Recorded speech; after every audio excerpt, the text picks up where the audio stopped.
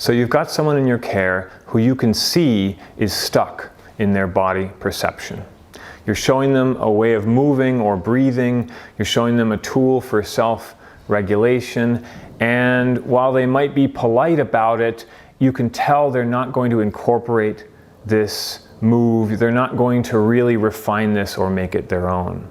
And in that moment of non-connection, of perceptual stuckness, our first instinct, my first instinct, is to try another angle, reach for another cue or another inroad into perception. And this is often helpful, but if I keep encountering the same barrier to perceiving the self, I tend to get frustrated. I tend to blame either the person in my care or myself. But before getting too frustrated or trying yet another perceptual trick, we should step back and consider whether the person, or rather their nervous system, is right not to listen to us. Maybe not listening, not perceiving, is serving some vital need for their organism. And if we can allow for that possibility, that the nervous system in our care is smarter than our method, is sending us a message by its non-cooperation, then we have an opportunity to shift into a different mode of relating to this person and perhaps achieving a different kind of breakthrough than we had anticipated. And it turns out to be rather illuminating to look at what the nervous system is doing while it's not listening to you. First, consider what a nervous system evolved for in the human animal. First and foremost, it's an organ of homeostasis, of keeping things safe, steady, of assigning a budget to different activities within the body. And one thing that is particularly costly in the human nervous system is conscious perception, conscious awareness, construction of a self. These things are a constant work of hoisting from the vast sea of somatosensation and planning, prediction, emotion, association, all of that commingling into one sort of ever-changing field we call conscious awareness. And that is a costly activity, a limited scope of activity within a much larger system. And so in order to perceive something totally new in the body, it needs to be worth it. And it needs to be intelligible on the basis of how this person understands their world.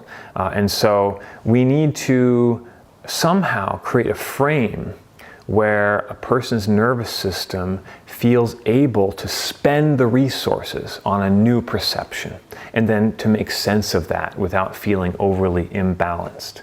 And we can get more clues if we look into contemporary neuroscience or into phenomenology. Let me read you this from Peggy Mason's excellent textbook on medical neurobiology. Under normal circumstances, the somatosensory system contributes more to shaping movements than to forming our detailed perception of the world. Somatosensory input from muscles and joints drives fundamental motor reflexes. Even acutely painful events, such as stubbing a toe, that are certainly perceived, are quickly forgotten and thus only briefly contribute to our conscious experience of the world. You see very similar language from the world of philosophy and phenomenology. This is from Drew Lader's chapter, Inside Insights, A Phenomenology of Interoception. While personal to each individual, interoception also gives us glimpses of a pre-personal level of embodiment. Organismic functions of circulation, respiration, digestion, production of blood cells, filtering of toxins, and so on largely proceed without the need, and often without the possibility, of conscious perception and control. Our life arose from a pre-personal process of embryological organ growth, and each night we lapse back into a blind reliance upon these organs to sustain us even when we fall into a deep sleep.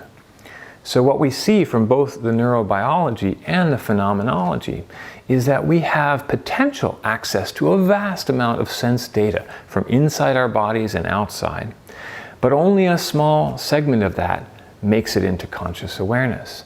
And the first question we should ask if we're trying to help someone in our care is conscious perception necessary to get the change we want?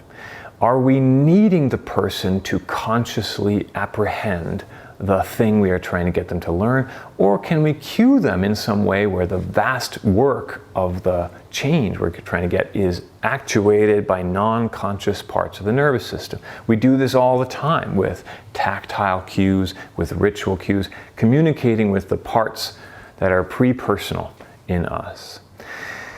Sometimes it is helpful to get something into conscious awareness, but when we do this, we have to know that we are asking a great expenditure of energy from the central nervous system, and as such, it is incumbent upon us to make sure they have the funds available to allocate that energy, the ground so they can separate the signal from noise, the ritual framework so they can find their way into this new perceptual territory, and the skills for self-regulation so that their homeostasis is not overly disturbed.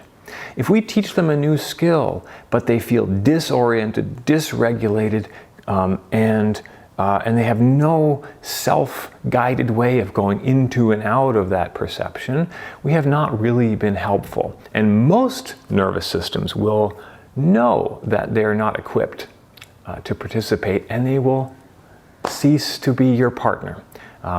Even if on a personal level they say, oh, this is cool, they may not engage with you on the level that you need, and they might be right for that. So in future videos in the coming weeks, we're going to look more into how to get past perceptual barriers. And if you're interested in exploring this more deeply, I invite you to join me on August 12th for a class called Heart of Perception. It's open to anyone. It's online. You can take it synchronously or on your own time, and I'm excited to be prepping for this and learning about this world again. We're going to be delving into how to get past those perceptual barriers, as well as orienting to this one particular part of our interior, our heart and surrounding areas. How do we embody that with more skill? Have a great day.